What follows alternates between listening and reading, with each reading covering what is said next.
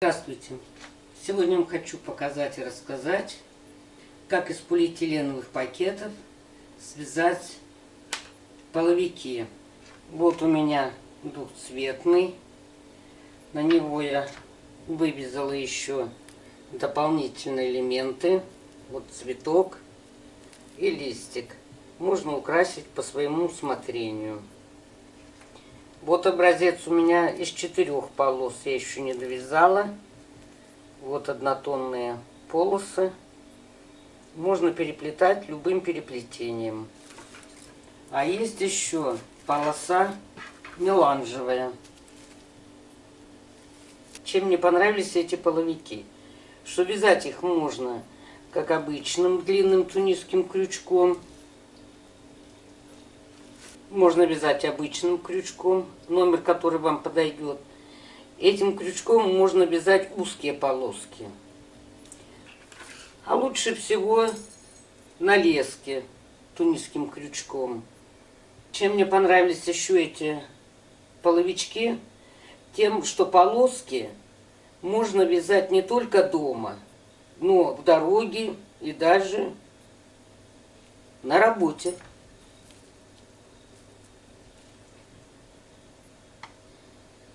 Половик из пластиковых пакетов попкорном я вам не стала показывать, потому что этих видеороликов и так уже на ютубе много.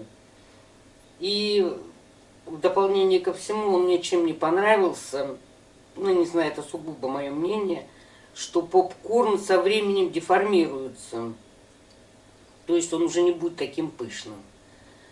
А эти половики, мало того, что их можно вязать в любом месте, так они еще не деформируются, и они двойные за счет того, что одна полоса накладывается на другую.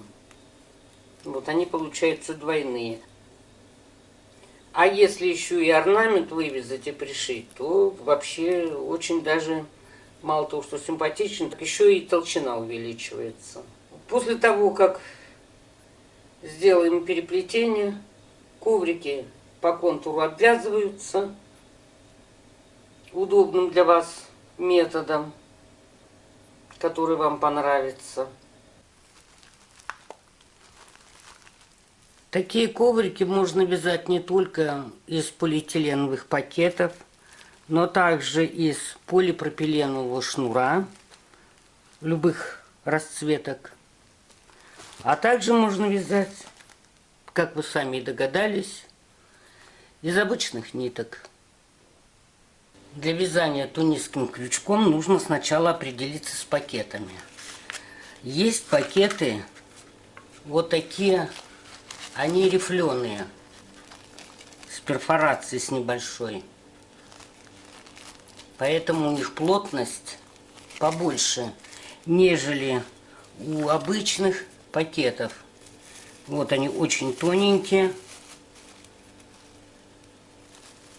Вот черный есть. Цвета у них разнообразные. Есть зеленые, синие, черные, красные. Вот есть пакеты майки. Вот их можно использовать. Единственное, что не рекомендую использовать мешки для мусора с завязками. Почему? Во-первых, тут завязка имеется, ее надо будет вытащить. И во-вторых, с двух сторон у этих мешков швы. Вот они, швы. То есть у вас получатся узлы в большем количестве, нежели в бесшовных мешках. Вот эти мешки, они бесшовные. И нарезаются очень легко.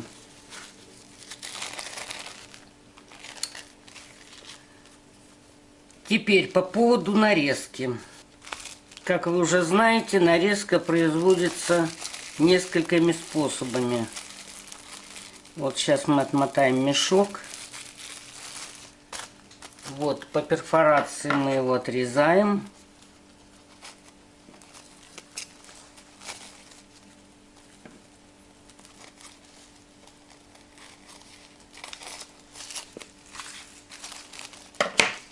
И здесь у него дно. Дно отрезаем тоже.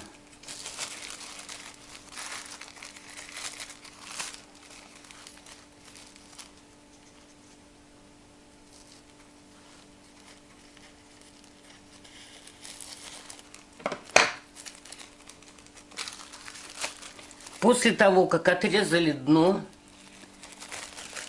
мешок складываем. Вот пополам свернула. Еще пополам.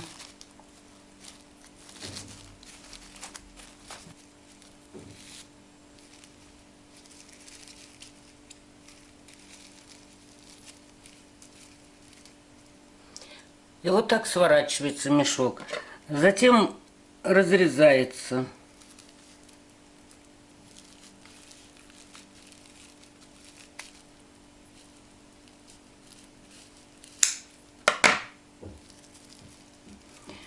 Но мне этот способ не нравится, потому что полоски получаются не совсем ровные.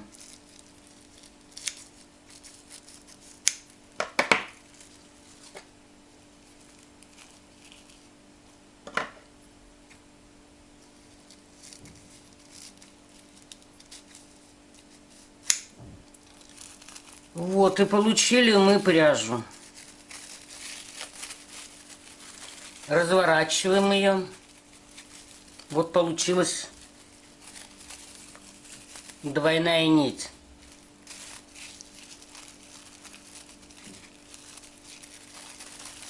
Разворачиваем вторую.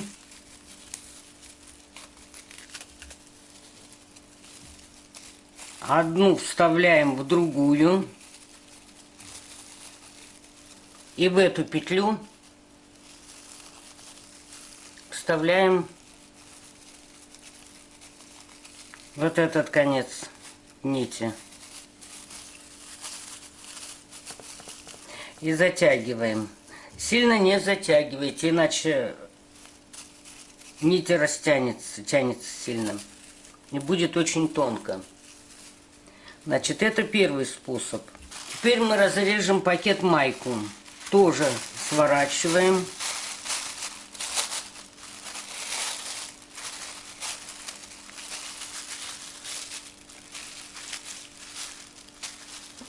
Отрезаем ручки.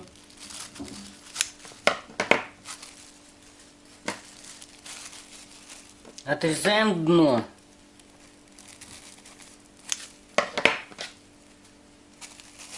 Можно также свернуть и разрезать. Но, как я уже говорила, мне этот способ не нравится. Для этого я сделала себе трафарет вот на 2 сантиметра. И теперь по нему просто нарезаю.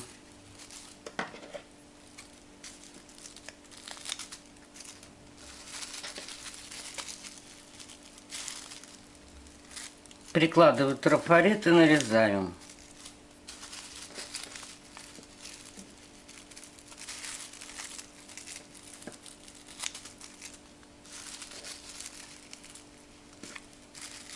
В принципе, кому как удобно.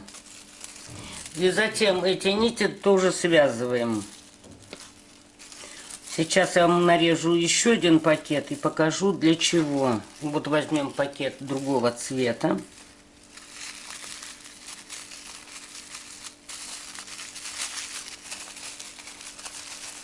У него плотность точно такая же, как и у красного. Сейчас вам объясню, почему я рассказываю про плотность. Также отрезаем дно.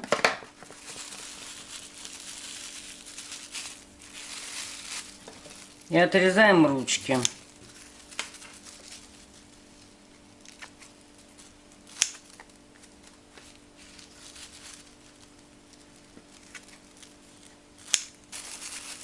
Значит, плотность этого пакета и красного пакета одинаковая. Поэтому мы спокойно можем их соединять.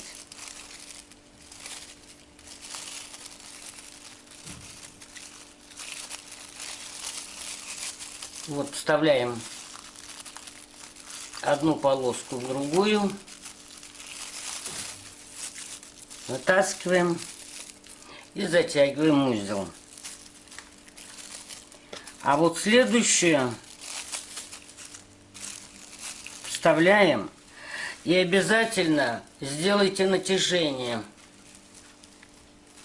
Вот сюда палец вставляете, у вас по центру здесь уже будет натяжение одинаковое. И теперь только протаскиваете и затягиваете. Если вы этого не сделаете, у вас одна нить будет с натяжением, а вторая будет болтаться. И неудобно будет вязать. Значит, если мы берем разные пакеты, разных цветов. Сейчас я еще один нарежу.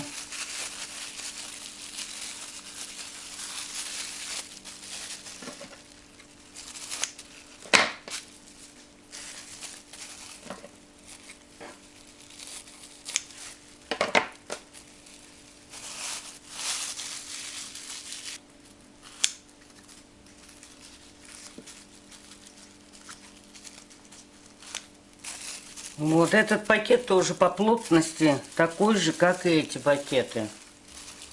Вот я сделала натяжение. Вставила полиэтиленовую нить. И теперь только затягиваю. Взяли нить от розового пакета. Палец вставили в петлю. И сделали натяжение. И только после этого затягиваем.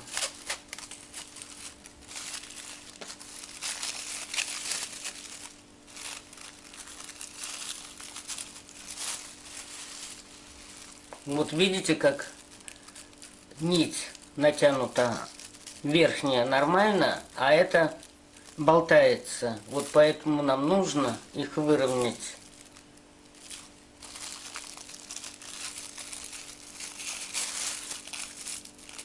Это с полиэтиленовой нитью одной плотности. Но есть такие пакеты, у которых плотность другая. Как я вам уже говорила, вот они перфорированы. Практически они идут 1 к 2. То есть на ширину одной тонкой ленты надо брать половину перфорированного. То есть нужно брать шаблон 1 сантиметра и уже нарезать. Почему нужно ширину брать другую? Иначе у вас вязание будет неравномерное. Идет тонкая нить и затем плотная, более толстая. И у вас вязание будет неровным.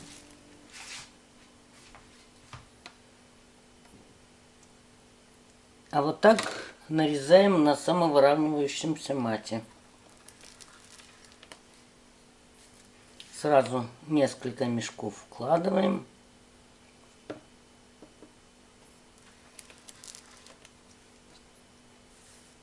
И вот черный нарезаю по 2 сантиметра.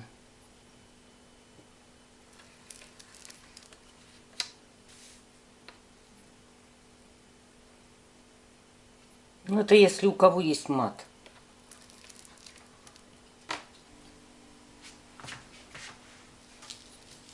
А вот белые, в связи с тем, что эти пакеты более плотные, приходится нарезать шириной по 1 сантиметру.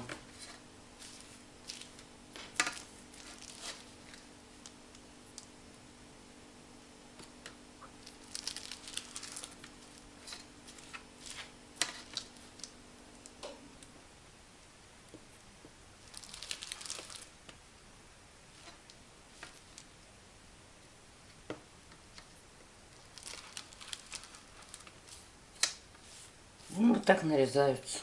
Значит, поскольку полос вам придется вязать несколько, вы там уже сами рассчитаете, значит, Ширина полос у вас должна всегда быть одинакова в сантиметрах.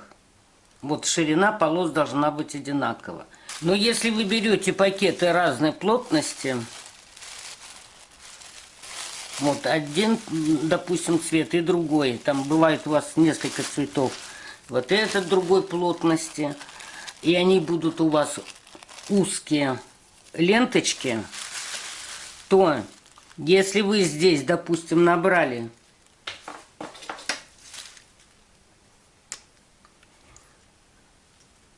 10, вот, допустим, вы здесь набрали 10 тунисских столбиков, вот красным, допустим, тонким пакетом, то в другой полосе у вас может быть на 1 или 2 тунисских столбика меньше или больше. Но ширина полос должна быть одинакова, иначе у вас не получатся квадраты. Должны быть квадраты одинаковой ширины.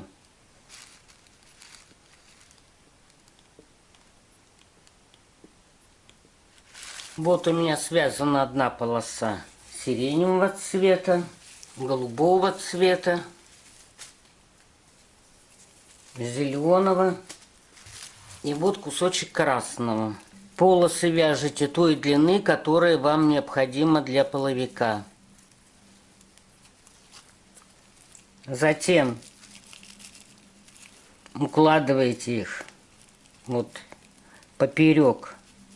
Одна сверху, затем вот так будет идти, другая пойдет снизу, красная сверху, и вот таким образом вы будете их переплетать.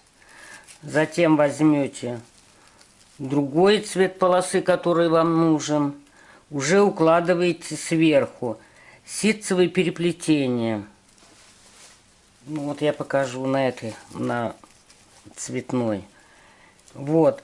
Теперь эту вы кладете под низ. У меня еще нет одного цвета. Не успела связать. Вот. Одну укладываете сюда. Эту сверху. И вот так. И вот так переплетаете. Вот чтобы у вас квадраты были одинаковые, вам нужно варьировать по количеству тунисских столбиков, но чтобы ширина была полос одинаковая.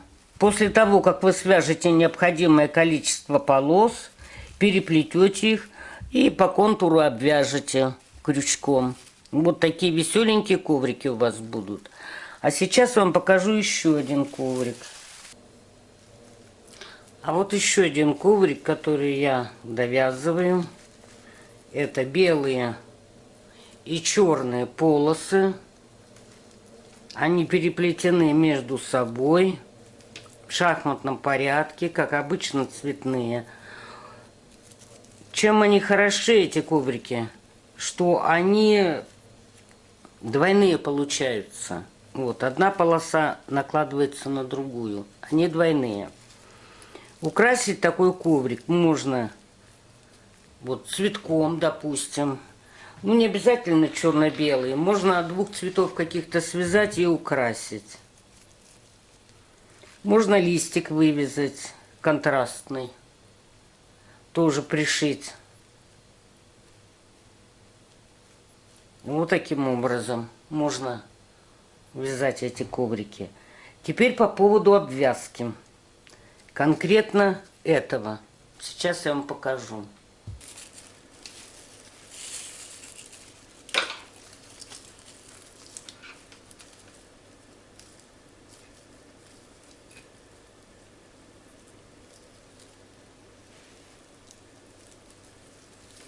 Набираем 3 воздушные петли. 1, 2, 3.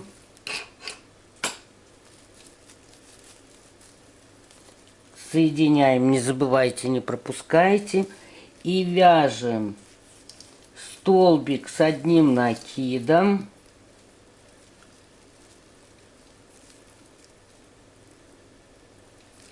Один. Итак, 3 петли подъема, 1 столбик с одним накидом. И вывязываем 2 столбик с одним накидом. В итоге у нас получается 3. 1, 2, 3. Но 3-й столбик вы не заканчиваете нитью белого цвета, а берите черную. И заканчиваем.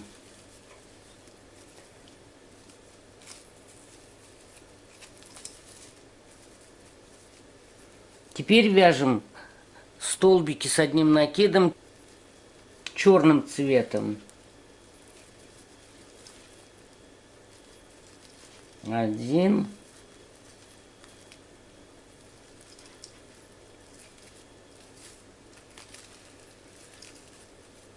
2.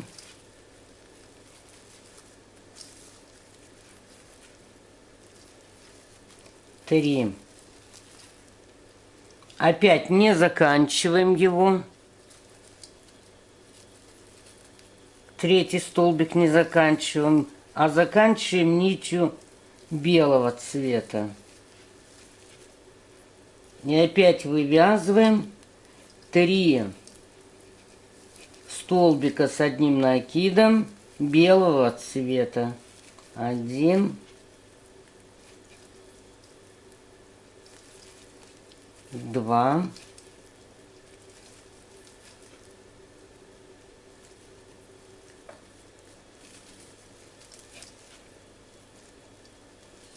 3. 3-й не заканчиваем, меняем нить и завершаем черным цветом. Итак, у нас получится обвязка бело-черная. Вот. После того, как вы обвяжете 1 раз в такой последовательности, следующий круг начинаете обвязывать. Над белыми вяжите черные, а над черными вяжите белые. И у вас получится тоже как шахматная доска. Ну, а в принципе, каждый может обвязывать по-своему. Кому как понравится. Можно рачьим шагом обвязывать. Ну, способов очень много, сами понимаете. Вот. И можно оставить украшения, допустим, все цветы или цветы с листьями. Коврик еще будет толще на высоту этого элемента. Элементы можно брать любые. Кому какие нравятся. Теперь по поводу того, что коврик может скользить. Сейчас вам расскажу, что нужно сделать, чтобы он не скользил. В строительных магазинах продаются вот такие наборы. Для мебели ставятся подножки стульев, столов. Вот они на клеевой основе. Вот эти войлочные не пойдут, они скользят. Значит, есть пробка. И есть еще, я не знаю, что за материал. Возможно, тоже пробка, только с другим наполнением. Ну, не знаю, не буду врать. Вот. Можно, значит, ее подклеить. И все, и коврик практически не скользит. Можно этот. Вот пробка. Пробку приклеиваем. Пробка практически тоже не скользит. Уже не так. Вот. Уже намного лучше. Такой вариант есть. А еще есть вариант. Как мы знаем, резина не скользит. Берем обычные перчатки. Вот я в аптеке покупаю перчатки. Значит, от перчатки отрезаем такой средней ширины ленту.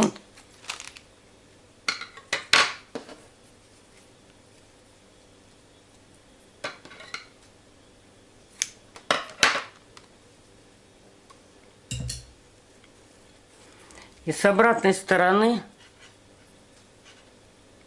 ввязываем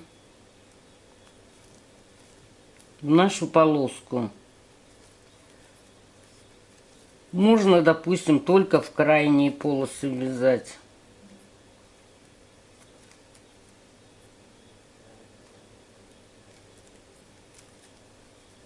Где вам понравится. Вот можно закрепить ее.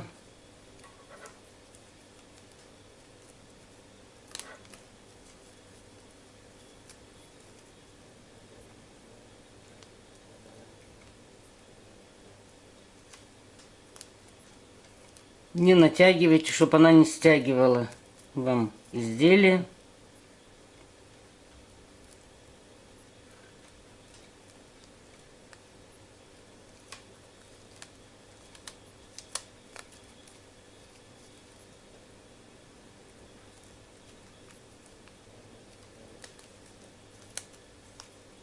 Можно воспользоваться иголкой с широким ушком. И все. И когда вы проденете в нескольких местах части перчатки, то у вас коврик практически не будет скользить уже. Я вам покажу вязание на 10 тунисских столбиках. Делаем обычную петлю.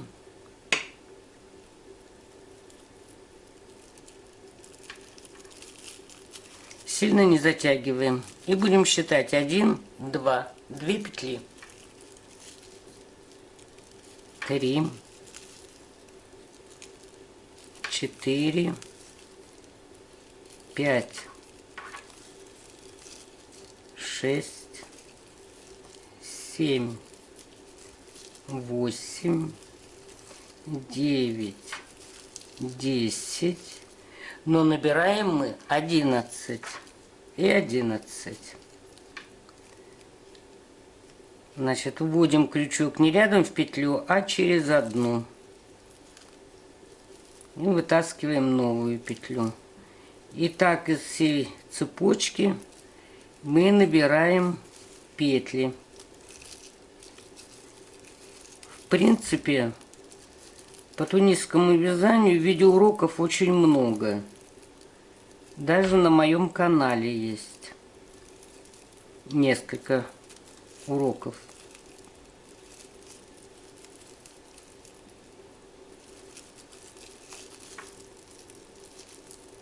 Вот теперь эту петлю можно немного затянуть. В итоге у нас получается 1, 2, 3, 4, 5, 10 петель. Хотя мы набирали 11. И теперь закрываем их. Сначала одну петлю провязываем, а потом попарно. Вот 2 петли, 2, 2.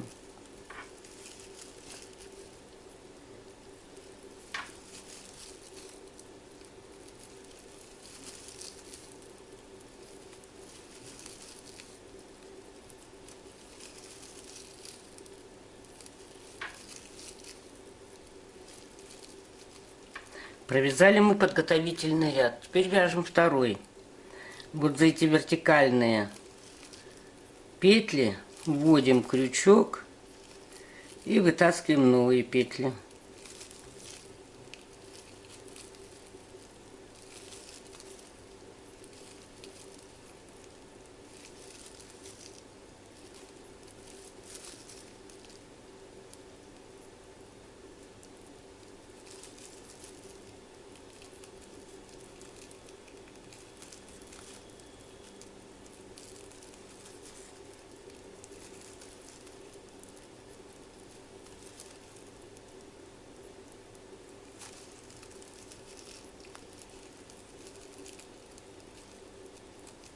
И последняя петля.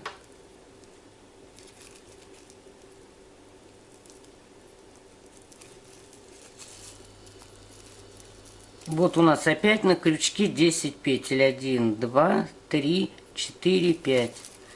И опять мы провязываем сначала одну петлю, потом попарно.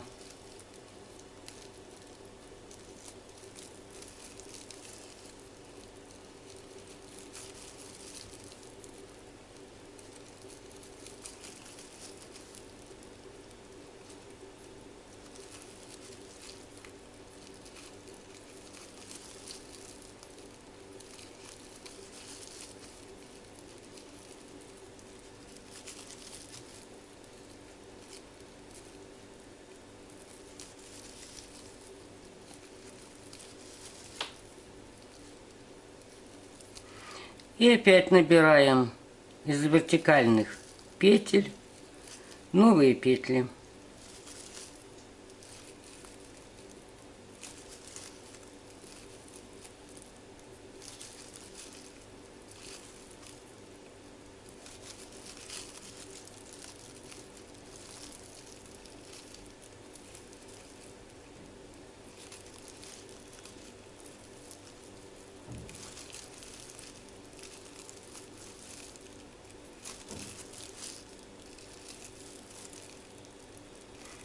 И не забывайте про последнюю петлю, чтобы у вас на крючке всегда было одинаковое количество петель.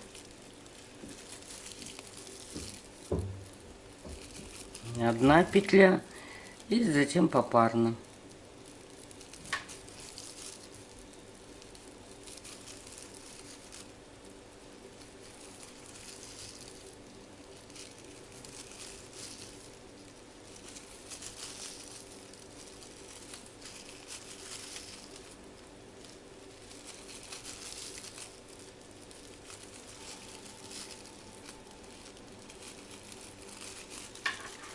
В итоге у нас должно получиться вот такое